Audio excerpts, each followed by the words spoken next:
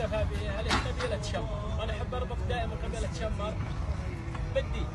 فقبيلة طي اللي هي وليدته شمر، مثل حنا هوازن، حنا عتيبة وليدة هوازن، لكن شمر وليدة طي. طي عندما أسلمت لم ترتد، وهذا اللي ذكر بأروقة القلوب. ذكر علي بن أبي طالب فضيلة لهذه القبيلة، قال: أسلمتم طائعين وقتلتم المرتدين وأديتم صدقات المسلمين. ومنهم الصحابي الجليل عدي بن حاتم الطائي. ذكر عن هذا الرجل أنه جاءه قيس بن الأشعث وقال: أريد إعارة قدوم، فقام حاتم وذبح عدد من الإبل ووضعها في هذه القدوم. لما أتى قيس قال: نحن يعني طلبنا إعارة، قال: لا نعير فارا.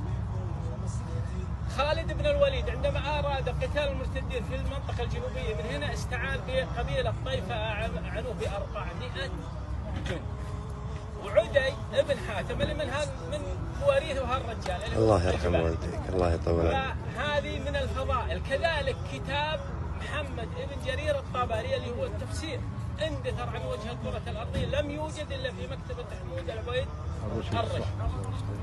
صاحب الدعوة الإصلاحية محمد بن عبد الوهاب في جزيرة العرب اللي درسوا عبد الله بن سيف الويباري الشمس، درسوه بالمدينة، وقال: عندي أسلحة لقتال نجد. فيقول تبادر الذهني انه حاطن بهالغرفه اسلحه، يقول مسكن ففتح الغرفه فاذا هي كتب.